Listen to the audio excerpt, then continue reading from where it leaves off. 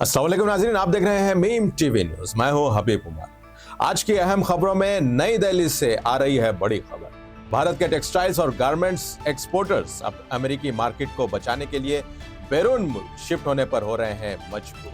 Financial express के मुताबिक 50% custom duty लागू होते ही कई कंपनीज अपने आखिरी मरहले की प्रोडक्शन बांग्लादेश, श्रीलंका, इथियोपिया, मिस्र, इंडोनेशिया और उर्दून जैसे ममालिक मुंतकिल करने के इम्कानात पर गौर कर रहे हैं।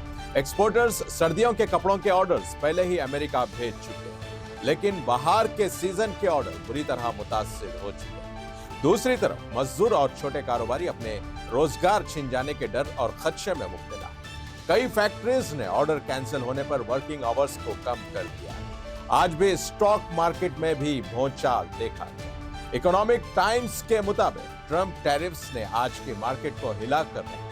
रिपोर्ट में कहा गया है कि यह टैरिफ मार्केट पर सबसे बड़ा दबाव है। बैंक ऑफ अमेरिका के एक सीनियर ऑफिसर का कहना है कि अगर बैरूनी हालात भारत के हक में बदलते हैं तो एतमाद बढ़ सकता है, लेकिन फिलहाल कंपनीज का रवैया वेट एंड वॉच।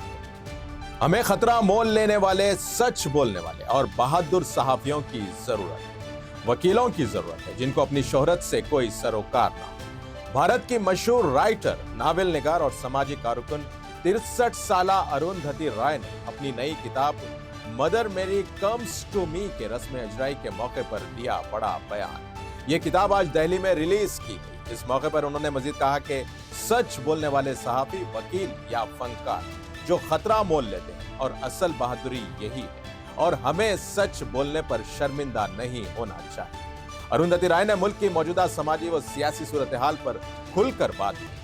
उनका कहना था कि दुनिया में कोई मुआशरा इतना जालिम और बेहिस नहीं जितना कि भारत का मुआशरा आज बन चुका है, और मजहबी तशद्दुद, कॉर्पोरेट सरमायादारी, कैपिटलिज्म और गरीबों के लिए बेरहमी ने इसे और ज्यादा जालिम और सफ्फाक बना दिया।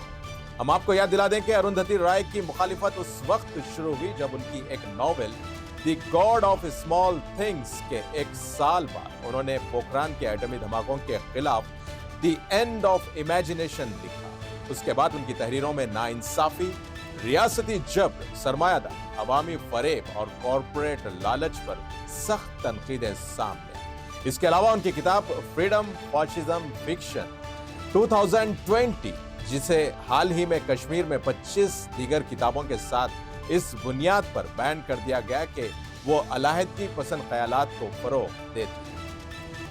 सैटेलाइट तस्वीर में शुमाली गाजा की मुकम्मल तबाही बेनकाब। इजरायली बमबारी से जयालिया और अतराफ की पूरी बस्तियां सफ़े हस्ती से मिट गई। फाका कशी ने मजीद 2 बच्चों समेत 4 फलस्तीनियों की जान ली। गाजा में भूख से मरने वालों की तादाद 317 तक पहुंच गई, जिनमें 121 बच्चे शामिल। मगरबी किनारा में इसराइली छाप, 12 फलस्तीनी गिरफ्तार, सहाफी और सोशल एक्टिविस्ट भी हैं शामिल।